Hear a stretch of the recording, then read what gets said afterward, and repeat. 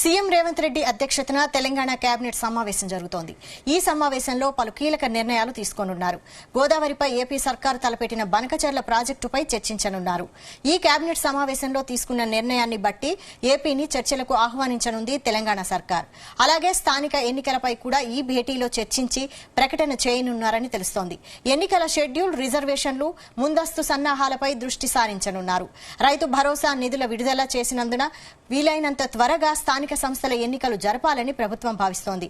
పంచాయతీ పరిషత్ ఎన్నికల్లో ముందు ఏది నిర్వహించాలని దానిపై స్పష్టత రానుంది.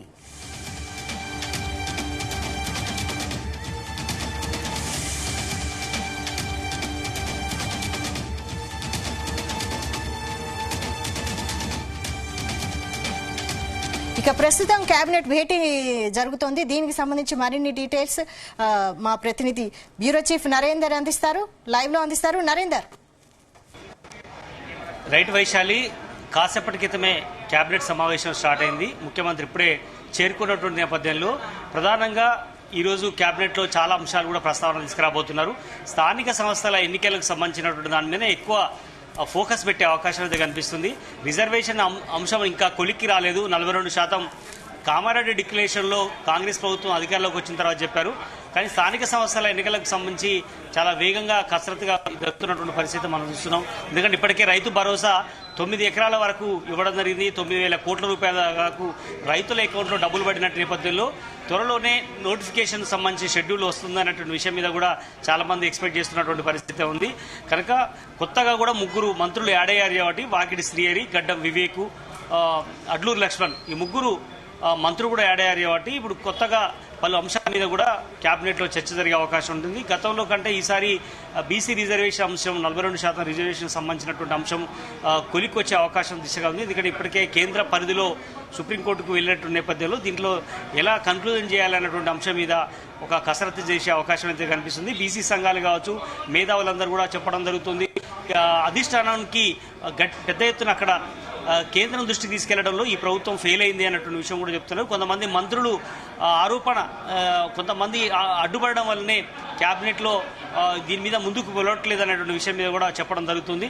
అదే సమయంలో స్థానిక సంస్థల ఎన్నికలకు సంబంధించినటువంటి అంశంతో పాటు అదేవిధంగా వివిధ అంశాలు కూడా ప్రస్తావనకు వచ్చే అవకాశం అయితే కనిపిస్తుంది.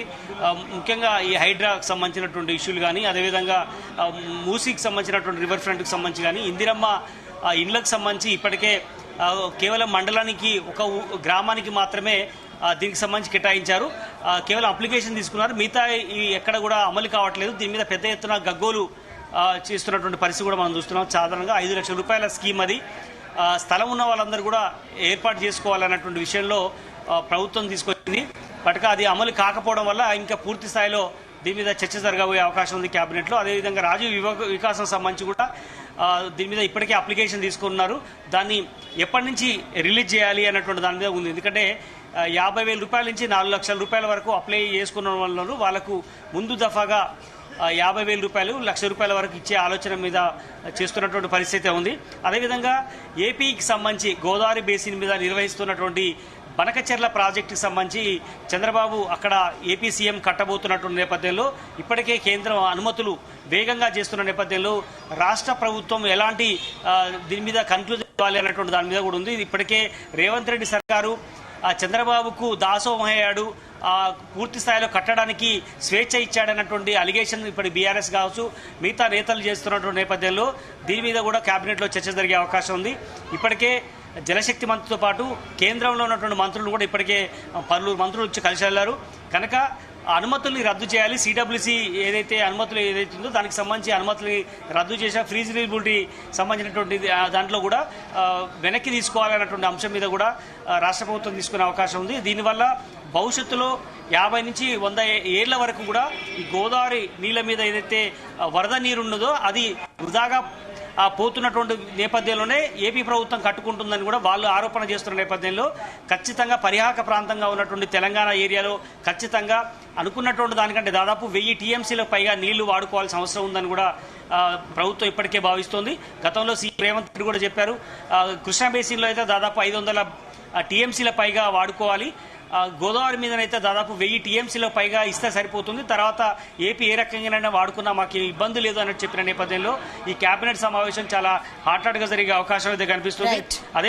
అదే సమయంలో చాలా అంశాలు కూడా ప్రస్తావనకు వచ్చే అవకాశం అయితే కనిపిస్తుంది. రెవెన్యూ చట్టం కానీ, అదేవిధంగా ధరణి పోర్టల్కి సంబంధించినటువంటి ఇష్యూ కావచ్చు, అదేవిధంగా మెట్రో రైలు ఫేజ్ 2కి సంబంధించి ఇప్పటికే కొంత విస్తరణకు సంబంధించి ఇప్పటికే కేంద్ర మంత్రులు కూడా కలిసి వచ్చారు.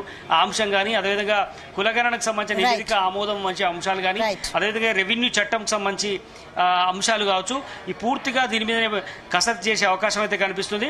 అదేవిధంగా ఇంతకుముందు మనం చెప్పుకున్నట్టుగా స్థానిక సంస్థల షెడ్యూల్ రిలీజ్ అయితే ఈ వారం మరొక వారంలోనే ఇది వచ్చే అవకాశం ఉందన్నటువంటి గాసిప్స్ వినపడుతున్నటువంటి నేపథ్యంలో ఈ మంత్ ఎండింగ్ లో కనుక చూస్తే జూలై ఫస్ట్ వీక్ లో కానీ సెకండ్ వీక్ లో కానీ ఎలక్షన్స్ జరిగే అవకాశం ఉంటుంది. అది ముందు ఏది నిర్వహించాలి, స్థానిక సంస్థల ఎన్నికల్లో సర్పంచ్ ఎన్నికలు నిర్వహించాలా, ఎంపీటీసీ జెడ్పీటీసీ ఎన్నికలు నిర్వహించాలా, మున్సిపల్ ఎన్నికలు నిర్వహించాలా, దాని మీద కసరత్తు కూడా చేసే అవకాశం అయితే కనిపిస్తుంది. థాంక్యూ నరేంద్ర. వైశాలి.